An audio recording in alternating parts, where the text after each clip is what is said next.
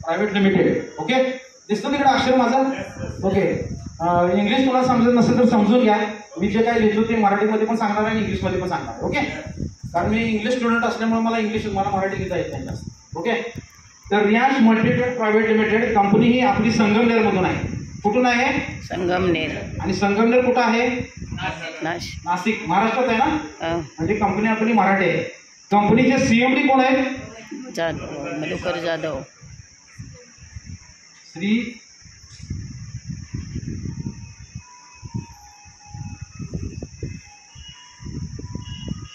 Madhukar Jadhav sir.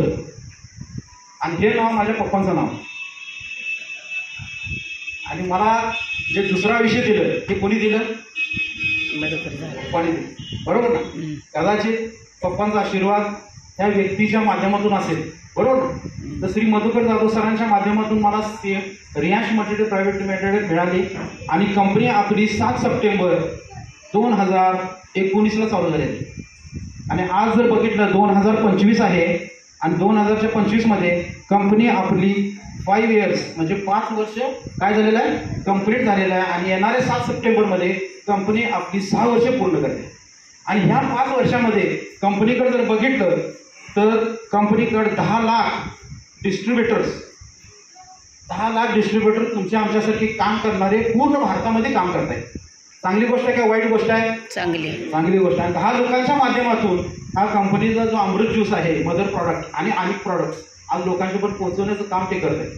ह्या 10 लाखापैकी कंपनीकडे जर बघितलं तर 10 लोक असे आहेत जी लोक 10 मेंबर म्हणजे 10 डिस्ट्रीब्युटर हे असे आहेत त्यांच्या घरामध्ये 1 करोड प्लस इन्कम गेलेला आहे. चांगले काय वाईट आहे? त्याच्यासाठी एकदा क्लॅपिंग करा.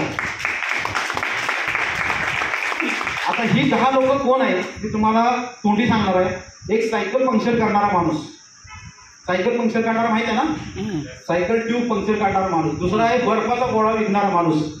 तिसरा माणूस आहे शेतकऱ्याचा मुलगा. चौथा माणूस आहे एक प्रोफेशनल मेकॅनिकल इंजिनियर जो टाटा कंपनीमध्ये जॉईन होता आणि लॉकडाऊनच्या पिरियडमध्ये नोकरी गेली आणि या सिस्टममध्ये जॉईन झाला आणि त्याच्या घरामध्ये 1 करोड प्लस इन्कम आला. त्यानंतर अशी एक व्यक्ती आहे लेडीजमध्ये जी दुसऱ्या घराचं धुणं भांडी करत होती, स्वयंपाक करत होती. तिचं नाव आहे सोनाली जाधव मॅडम. आणि मी एक्सपायर होतो त्यांच्याकडून, त्यांच्या कामातून. आणि मी प्रत्येक व्यक्तीला सांगतो, प्रत्येक लेडीजला, की जी शक्ती सोनाली जाधवमध्ये आहे ती तुमच्यात आहे. त्यामुळे तुम्ही जर या सिस्टीममध्ये काम केलं तर त्यांनी सुद्धा या छोट्याशा पिरियडमध्ये म्हणजे 1 करोड प्लस इन्कम केला. आणि त्या व्यक्तीला लग्न कोणी केलं माहिती आहे का? एक धुणं भांडी करणारी 10वी पास झालेल्या व्यक्तीबरोबर लग्न एका प्रोफेशनल इंजिनियरनं लग्न केलं. का केलं? कारण काय असेल? पैसा. कारण त्यांच्याच अकाउंटला आठवड्याला 5 लाख रुपये आहे ना. तर अशी ही कंपनी आहे. असे 10 लोक डिस्ट्रीब्युटर आहेत. एक वेल्डर आहे, एक फॅब्रिकेशन काम करणारा वेल्डर आहे, त्याच्या सुद्धा अकाउंटला 1 करोड प्लस गेलेले. असे 10 डिस्ट्रीब्युटर आहेत. आणि कंपनीचा जो प्लॅन आहे तो प्लॅन आता आपण इथून पुढे समजून घ्यायचा आहे. पैसा कसा येणार आपल्या घरामध्ये, ठीक आहे.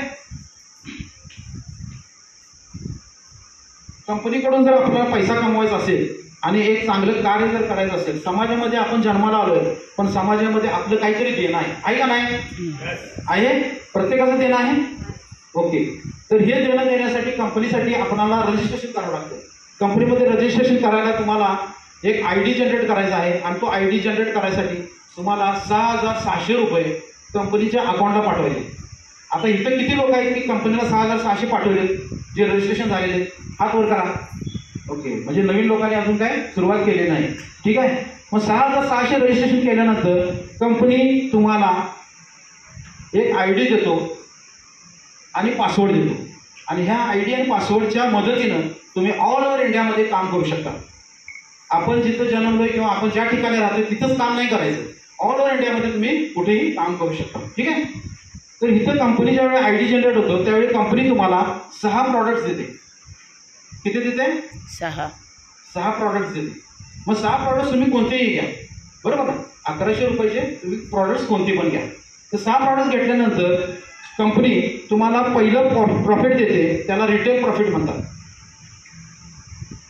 रिटेल प्रॉफिट कुणाला माहिती आहे? सगळ्यांना माहिती आहे रिटेल प्रॉफिट. एक किराणा मालाचा दुकानदार आहे आणि त्यानं 30 रुपयाची साखर आणलेली आहे आणि 40 रुपयाने विकली, त्याला प्रॉफिट किती रुपये झाले? 10 रुपये. 10 रुपये झाले. त्याला म्हणतात रिटेल प्रॉफिट. बरोबर. ज्यावेळी तुम्ही कंपनीबरोबर रजिस्ट्रेशन करता त्यावेळी कंपनी तुम्हाला 6 प्रॉडक्ट देते आणि एका प्रॉडक्टची किंमत आहे,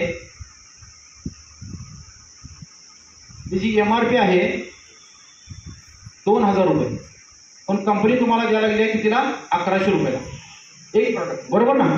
पण कंपनीच्या नियमानुसार आपणाला विकायचं आहे 1500 रुपयेपासून 2000 पर्यंत. पण कंपनीचा एक नियम आहे की आपण ॲज अ डिस्ट्रीब्युटर म्हणून आपण 1500 रुपयाला विकायचं आहे. जर तुम्ही 1500 रुपयाला जर विकलं आणि MRP जर तुम्हाला पडलेले आहे 1100 रुपयाला, तर तुम्हाला रिटेल प्रॉफिट किती रुपये मिळाले? 400 रुपये मिळाले. ह्या 400 रुपयासाठी जर लोकांना, मित्रांनो, जर आपण विचार केला तर MIDCचा कामगार जर बघितला तर त्याला पगार आहे 200-300 आणि तो महिन्याला राहतो. बरोबर ना? आणि 8 तास काम करून आणि ओव्हर टाईम 2 तास करतो आणि घरी थकून जातो आणि झोपून जातो. शेवटी त्याचा बॉस कोण आहे? कंपनीचा मालक. कारण मी ती इंडस्ट्रियल लाईनमध्ये काम केलेलं आहे, मी अनुभवलेलं आहे की एक कामगार जर काम करत असेल तर त्याला 200-300 रुपये त्याला पगार दिला जातो, म्हणजे महिन्याला 9 ते 10 हजार. पण इथं तुम्हाला कंपनीने काय दिलेलं आहे? तुम्हाला 400 रुपये रिटेल प्रॉफिट. म्हणजे जर तुम्ही पर डे 400 रुपयानं जर बॉटल विकली तर 30 दिवसाचा इन्कम तुमचा किती झाला? 12. मग 12,000साठी तुम्हाला 8 तास राबायची का मग गरज आहे का? तर लेडीजसाठी तुम्हाला चांगला आहे की तुम्ही घरातून बसून तुमचा मीडियाचा वापर करा. व्हॉट्सअप आहे, मीडिया आहे, इंस्टाग्राम आहे, फेसबुक आहे, या माध्यमातून तुम्ही करू शकता. ओळखीच्या लोकांना तुम्ही माहिती सांगू शकता. सिनियरची मदत घ्या, कारण सुरुवातीला ज्यावेळी तुम्ही नवीन येतात त्यावेळी तुम्हाला याचं काहीच माहीत नसतं. मग अशा ट्रेनिंग्समध्ये तुम्ही ज्यावेळी बसता त्यावेळी तुम्हाला हळूहळू माहीत जातं. बरोबर ना? मग असं करत करत तुम्ही जर एक बॉटल विकली 30 दिवसामध्ये तुम्हाला 12,000 रुपये इन्कम जातो. आणि ही जी 30 लोकं आहेत, ही 30 लोकांना रिझल्ट येणार आहे का नाही येणार आहे? मग ही 30 लोकं आपल्या शेजारच्या पाजाऱ्या लोकांना सांगणार का नाही? सांगणार. मग ही लोक